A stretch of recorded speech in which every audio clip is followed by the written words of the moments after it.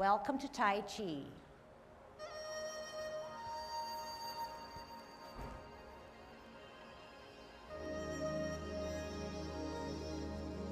Everybody ready? Let's warm up. Hands at your waist, turn your neck. 1, 2,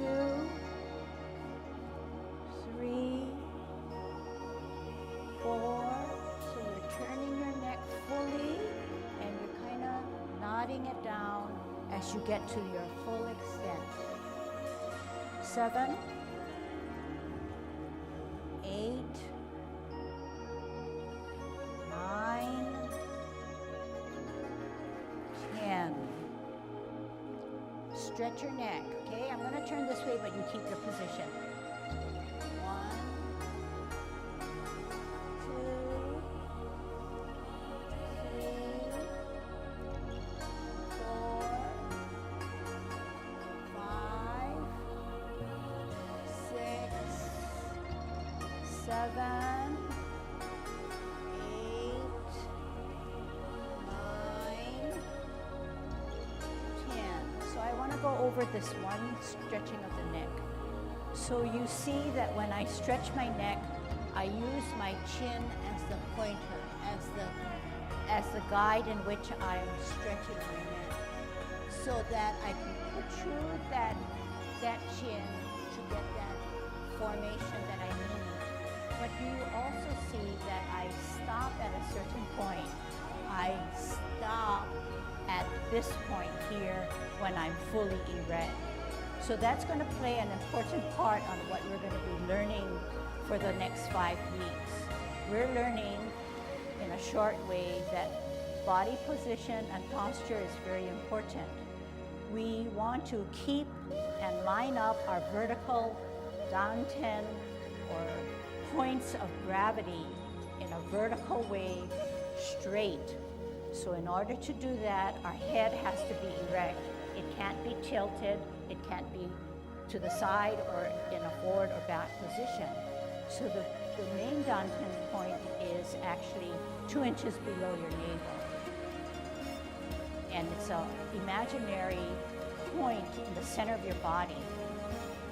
The other points are at on your head in the middle, coming through your chest, going through the 2 inches below your navel. And those points have to be lined up. So it's important, even from our warm-up exercise, that you keep that posture. So to do it incorrectly, and I'll just do it maybe one time, is to come out, swing back, which is not to be done, okay? Because you don't want to arch that back, but you want to keep the danten point straight, okay? So as we go along with these exercises, I'm going to try to slow myself down and try to give you a little bit more pointers on how to have a better posture, not just for Tai Chi, but learning about your body to be used in a practical way throughout all activities. Shoulders, okay? Shoulders now. Here we go. Ragdoll first, and then lift, turn.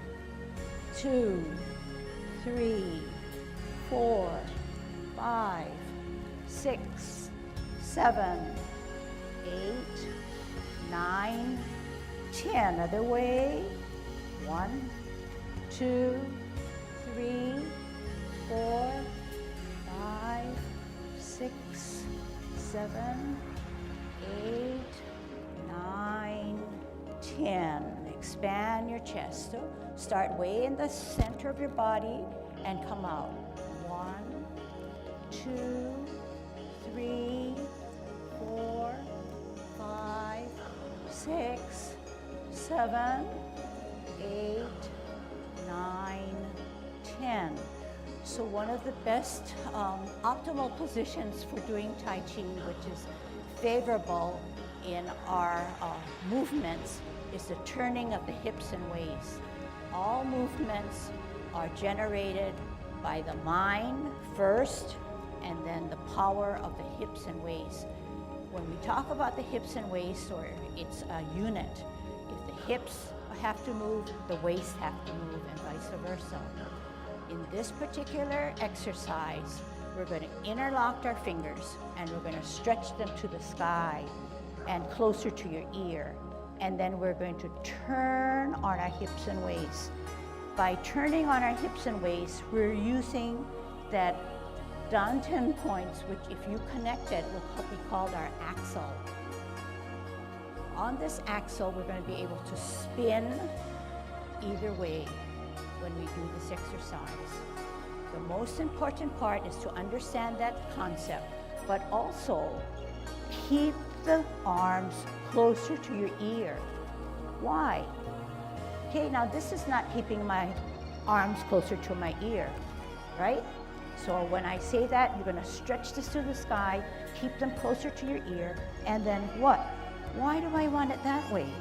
Because it's a hip-waist exercise that forces you to only use your hips and waist and not the leverage of your arms, okay?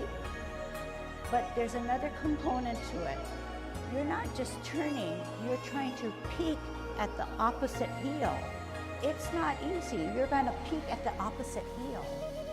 Okay, so several things that need to be attended to. Okay, here we go. Try your best. 1, 2, 3, 4, 5, 6, 7, 8, 9,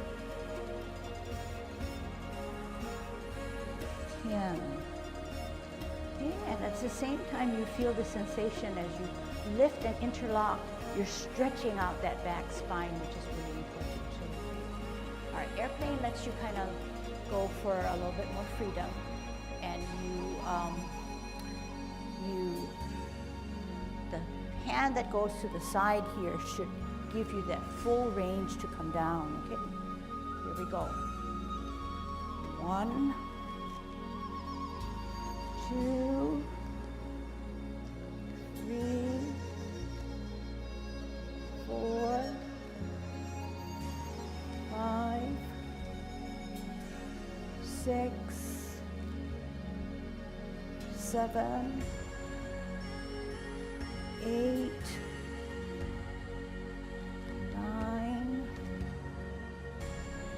10. And if you notice that this exercise allows you to peek at the heel of your opposite foot, so you may use that as a way of making sure that you get the maximum use of your body. Okay? Now touch toe. Okay, let me just do it once. We come down. We shouldn't have to bend our knees, but I guess if you have to, you do what your body tells you. So when I take that back motion, I do arch my back. You see that back? It goes down. It's like an inside out going down. It arches, then comes down.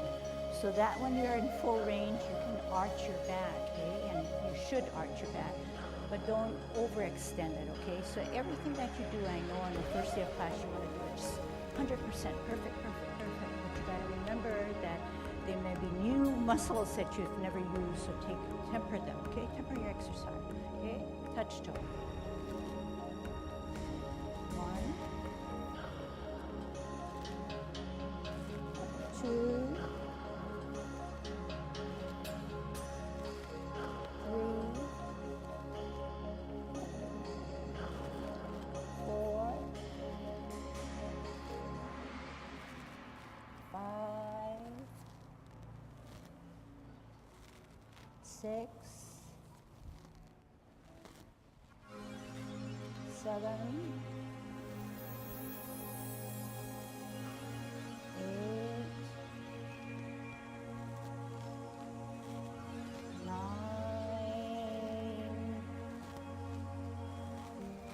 10. So this exercise is actually very good example of what Tai Chi is. You're stretching your muscles, but you're going with the flow. You're allowing gravity to take you down, and then challenge yourself to bring it back up. So think about that one if you have to describe Tai Chi to someone, okay? Turning of the hips now, okay? Hands at your waist, and you notice that I never do my turning of my hips with my feet close in. I always spread them apart, so otherwise you wouldn't get your full range of turning. And you just swivel around like this, and this, the more you can get efficient with this exercise, the better you can probably do your Tai Chi movements. Okay, going to the right, yat, ni, sam, se, look, chat, bat, gao, sup. Other side, yat, ni, sam, se, look, chat, bat, gao, sup. So next one is kicking your foot. And we usually say stand on your left foot first to kick your right. So here again, we're incorporating Tai Chi principle. So what's a big deal? Why do we have to incorporate a principle right here? Because we need balance. We need good balance. We need to line up our danten point. We can't kick like this, or we can't kick the other way. But our points are all lined up. We're grounded to the left foot first to allow the weightless foot to do the action, okay? And hands at your waist, kick your foot. 1, 2, 3, 4, 5, 6, 7, 8, 9, 10. Ground down on the right foot, kick your left. 1, 2, 3, 4, 5, 6, 7, 8, 9, 10. Okay, now we're going to kick our butt. In kicking our butt, we're learning the principal element of shifting weight. In order for one foot to kick the butt, it has to be weightless. So you're going to have to ground down or shift your weight and alternate your weight, okay? So remember that, and when you ground down, if you can drill yourself down and feel that sensation that you're stable, that's a strong principle in Tai Chi, okay? Kick your butt. 1, 2, shift weight, ground down. 5, 6, 7, 8, 9, 10. Turn your knees. 1, 2, 3, 4, 5, 6, 7, 8, 9, 10. Other way. 1, 2, 3, 4, 5, 6, 7, 8, 9, 10. Okay, so the next one is a hard one, okay? And it's, we've given it the name of Heisman after the football trophy winner. So we're gonna open up our span. We're gonna choose the right side, the right dominant or the right side to shift our weight to as opposed to the left side, but we will alternate it. So if you shift to the right and ground down, you will feel that your 1, the knee is flexed, and 2, you feel that the left foot, the other foot is near weightless, okay? And what we're gonna do is we're going to cross, right hand this time always on the outside, and we're gonna sit down on that right knee. Sit down, but keep our danten points straight up rather than tilted, okay? So I'm gonna let go some of that energy, and you're gonna do it with me. Cross and hold for 10 counts. 1, 2, 3, 4, 5, 6, 7, 8, 9, 10. Shift your weight. 1, 2, 3, 4, 5, 6, 7, 8, 9, 10. Okay, straight up. 1, 2, 3, 4, 5. Other side. 1, 2, 3, 4, 5. So another element is counterbalancing. Counterbalance because we're able to keep our dantian points centered, but we're also giving more stability when we counter our movement rather than not counter our movement. We get more balance on a counter movement. So when we do a golden cockerel, which is in all forms of the Yang style Tai Chi, we're going to have to do it so that we allow for some counterbalancing. To be a golden cockerel, you have to know how to shift your weight and drill yourself down. But that's not all. You're going to have to shift your weight and do it in a counterbalance way. So when we counterbalance in a golden cockerel, if you could just bear with me, is we shift our weight and one hand goes up and one hand goes down. This is the counterbalance. We also are shifting our weight, drilling down on the opposite foot now, spiraling up and counterbalancing by pushing down, pulling up. Beyond that, okay, because these elements are all connected, we can't leave out the reason why we need to spiral. Okay, so spirals are usually just circles or rounded movements, continuously either going up or going down or on the side, going sideways. So the spiral now occurs when we push down as always as we push up. There are two spirals going on. There's a spiral that's here, there's a spiral that comes up, okay? If you can follow and you can see that the spiral doesn't occur down here, doesn't occur on the down, it's not shallow, okay? To get the most out of your movement, because it's a hand and foot or top and bottom movement, we're going to have to make the best use of your body. So the spiral from the top starts high and pushes down a greater length. If you didn't understand that premise and you started the spiral down here, there would be hardly any movement to keep you balanced on the downstroke. So what we want to do it with me, any hand, you want to come down slightly, then start the spiral, then push that energy down to the side of your body. Okay, do it again. Start higher, spiral, push down so that it ends up to the side of your hip. Okay, so do it again. A little faster, down. It seems like just a hand motion, which is easy. It is now because it's just a drill, but you know that it'll help us. Remember that you end up here rather than here, okay? So now we're gonna make it a little easier. The other hand is going to rise up while the other one spirals down. So there are two spirals, but we're also gonna shift our weight, okay?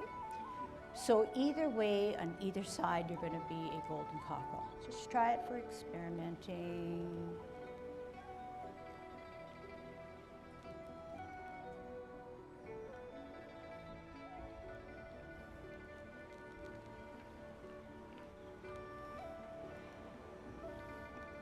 And you see that the higher you want your foot to come up, you're using your front or forward hand to rise at the same time your foot is rising.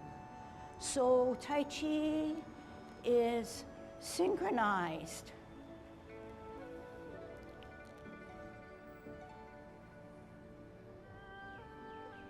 What your top does, your bottom does, all together. Okay, last one.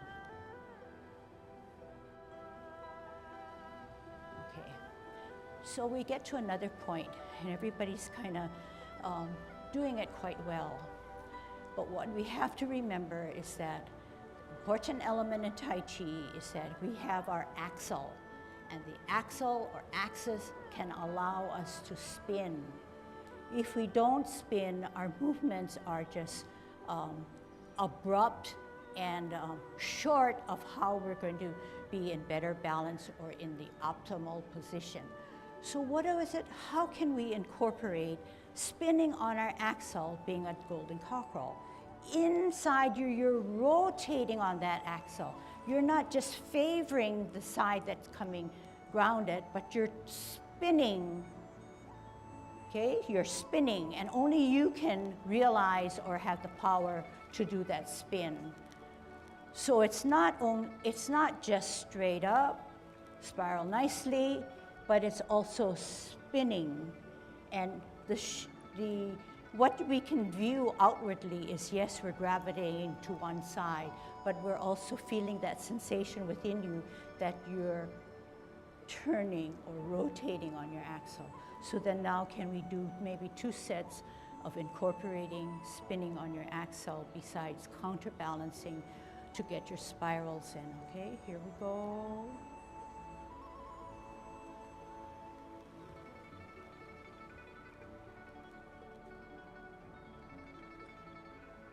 And another way of describing golden cockerel is a push, down, pull up. So when you do this, you can think about those nice words, last one, okay? So you can stay here and you can say, this is my optimal position.